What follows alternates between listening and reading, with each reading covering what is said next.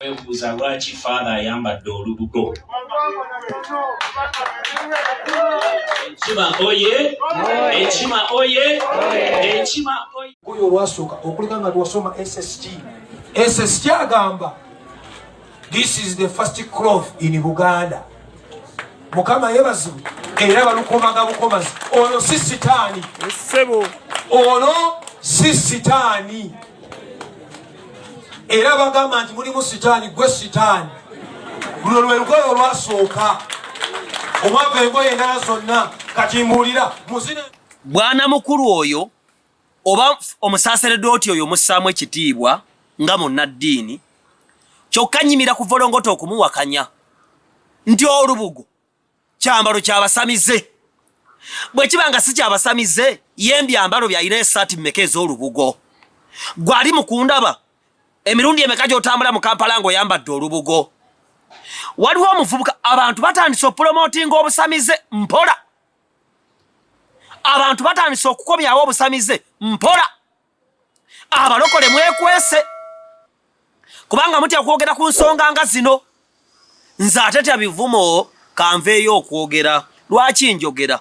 Obulamu bwange bwonna butuuse kubanga Mukama yanzija mu kyalo. Nampo obusobozi, tonyoomanga busobozi. If God gives the ability, never despise it. I don't despise the ability which was given to me. Ate siina gwe ntya kyokka nina wenkoma kubanga okutya bwe butatya. Nze Dr. Tyamala omugo gwa Musa nvuga Benz ekyo nkyogera buli lunaku. Gw'omanyi kalwala sirimu kasiru kagwagwa nja kuwa emmere.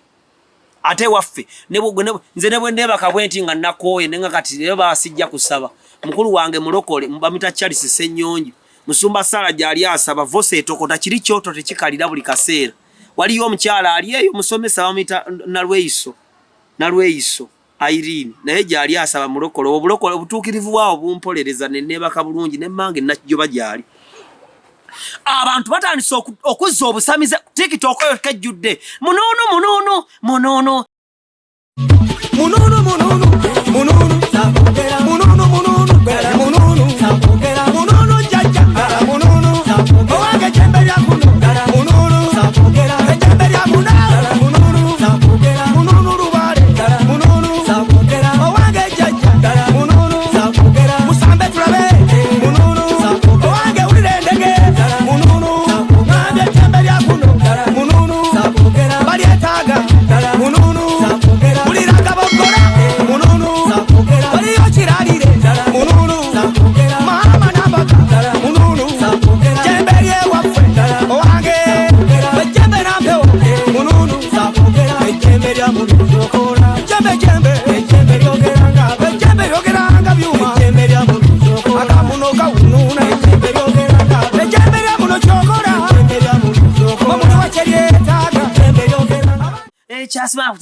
abantu bakomezaawo obusamize. Oyo omuvubuka Godfather oyo gwolaba awolereza obusamize.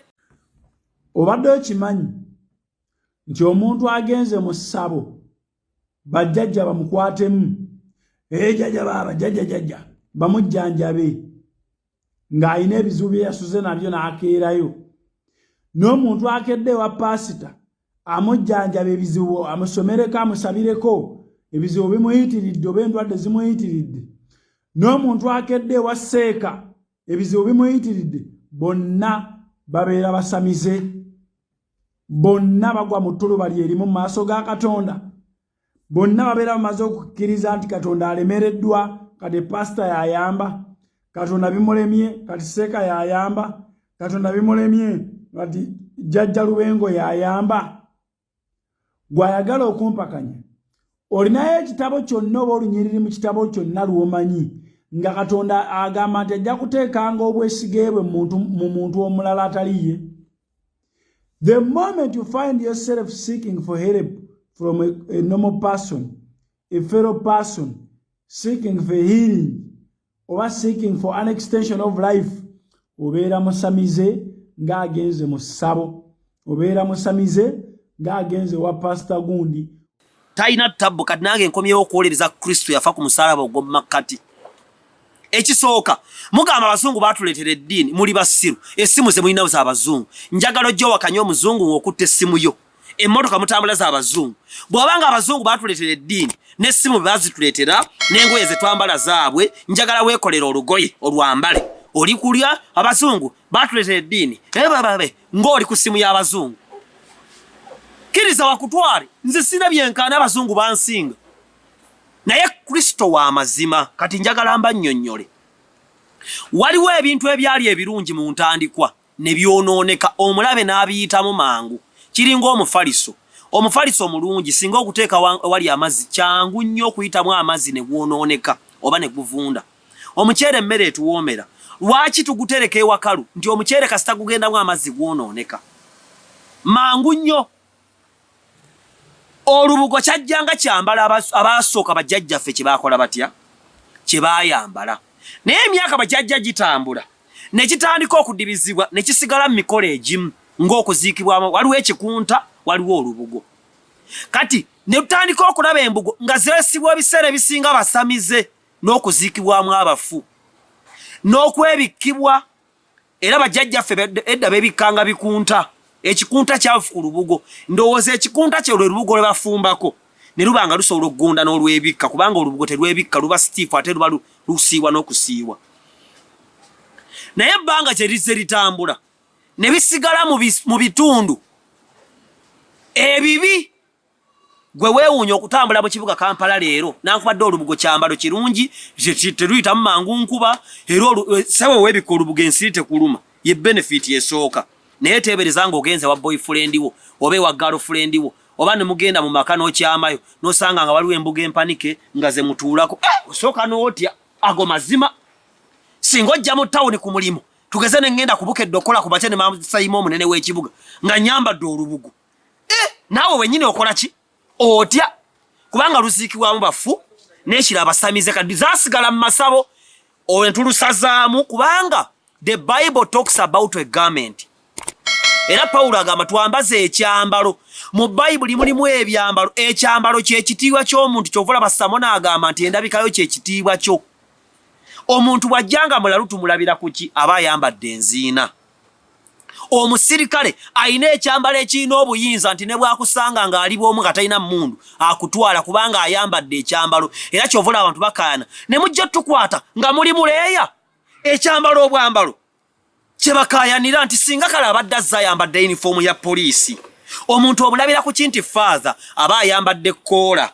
malaaya omulabira ku ki ng'omutannasembera nawe oli omanya nti malaaya olw'engeri gy'ayambaddemu waliwo night dress waliwo ekyabajaasi waliwo ekyabamasannyalaze waliwo ekyabamazzi waliwo ekyabazimbi era ebyambalo byawula nti bano basirikale bano ababbi bambala batya bambala gakooti ekyambalo kikulu kubanga ekyambalo kyekitiibwa kyo kati ekitiibwa ky'olubugo bafu na busamize ekyo twakisazaamu ng'abalokole ekyokubiri baganda bange abanyooma obulokozi njagala mbategeeze kino nti obulokozi bwa ddala bw'onywa omwenge mu famire tewali akufaako naye bw'olokoka famire ekola olukiiko n'ekugoba lwaki bw'osiramuka tewali akufaako naye amazima olunaku bwe lukeera ku makya n'oyatula Kristo ensi ekuta abantu bakunyiigira abantu bakukyawa abantu bakuvaako emikwano gikudduka ne Setaani n'atandika okulwanyisa mu ngeri y'enjawulo kyokka bw'olokoka eby'amazima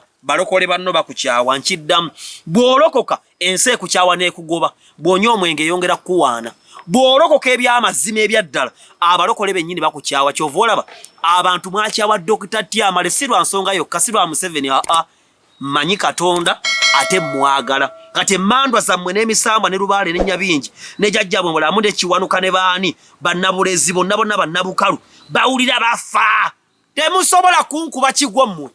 You cannot put me down because I rely on the cross unto which Jesus died, the middle cross. I'm covered by the blood of Jesus. Ndi mwana wa Ibrahimu, Isaac ne Yakobo. Nva mu voso fere tulemererwa. Savu wala, sisiri wala, sigwago wala, siri wasa mukazi mugwagwa, abaana bange tebali ononeka, ne mu ggulu muli nsangayo ne kunsinja bbawe mmere.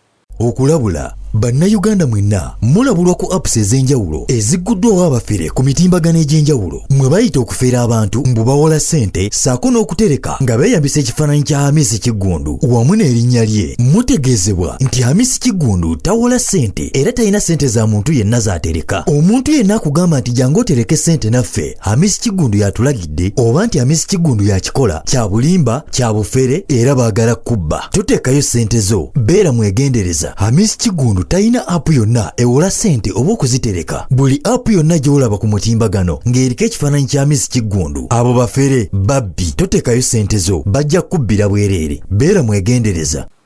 Kuba nakati era mbasinga ebyo mbijja embulokozi era confidence Kristo mwogerako oyo alindokola alintaasa alinsonyiwa alinnuŋŋamya alimponya obubi kuba waliwo abandaba nga muli bantu nga babalaba bambadde empale nga balina emikira mwasindikiddwa kuva Magombe.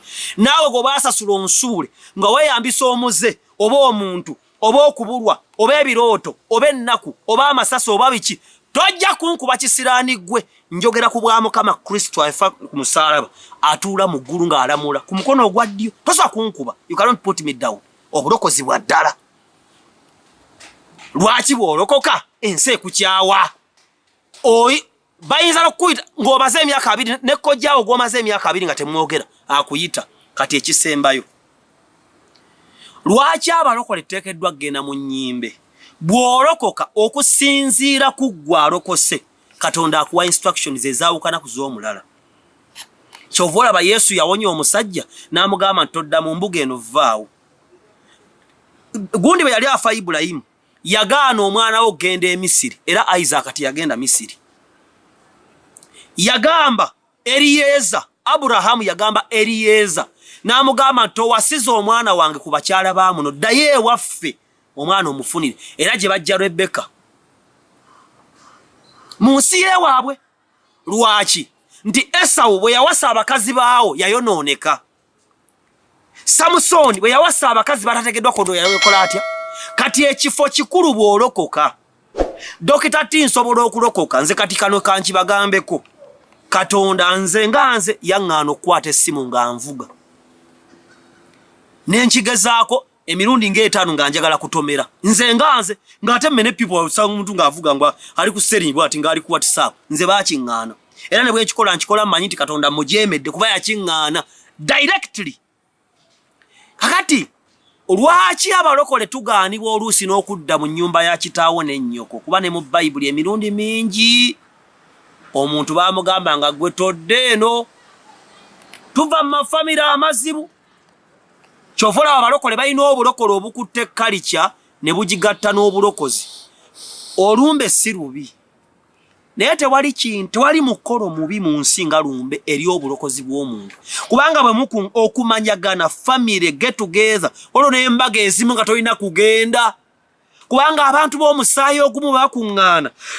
Emmandu eziri mu musaayi, oluwumu, olumbe, wayirindi, siriimu, okuvuma, ebisiyaga, ebikolobero byonna bikomawo ne bikuŋŋaana ne byenyweza. Kyokka biba birumba mulokole ali mu abo.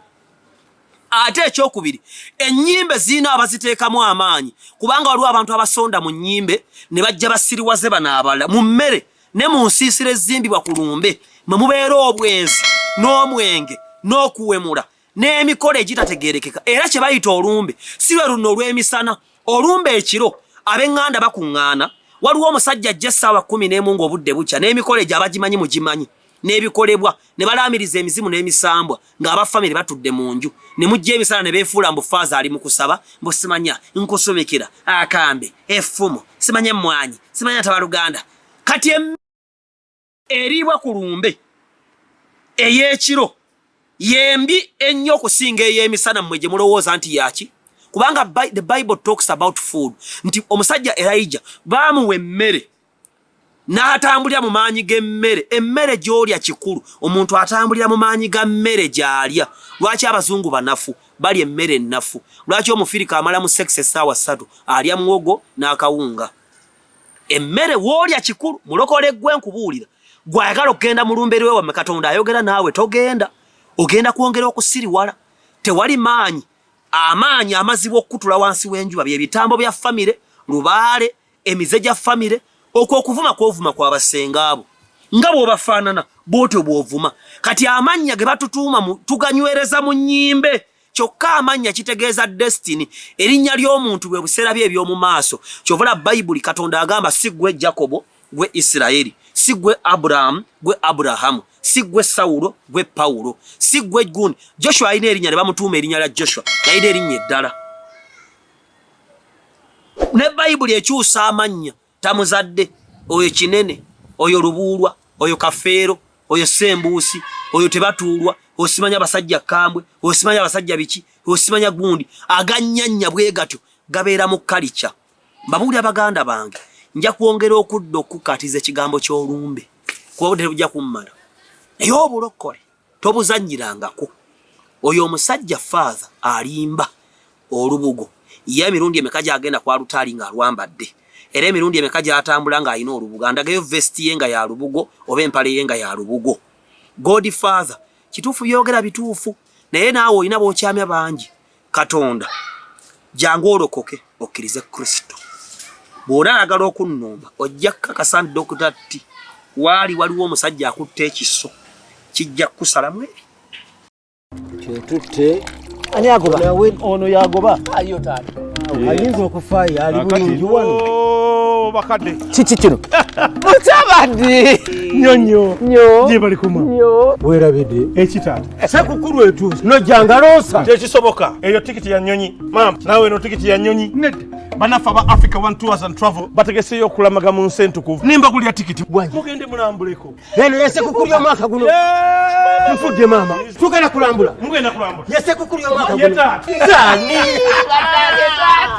Africa One Tours and Travel has organized a senior citizens tour to the Holy Land of Egypt and Israel from the 27th of March to the 8th of April 2023. The sites to be visited include Mount Sinai, River Jordan, Mount of Olives, Wailing Walls, the Red Sea, Sea of Galilee, Bethlehem, Nazareth, Dead Sea, Mount of Temptation, the Way of the Cross, Golgotha, and Jesus' tomb. The trip is an all-inclusive return air ticket, 5-star full board accommodation, travel insurance, visa fees and meals, entrance to all sites. Send your parent, grandparent, or senior citizen of your choice by booking with Africa One Tours and Travel. Or come to our offices, 2nd floor, Catherine House, Muyenga Tanki Road. Africa One Tours and Travel. Let the senior citizens walk in the footsteps of Jesus.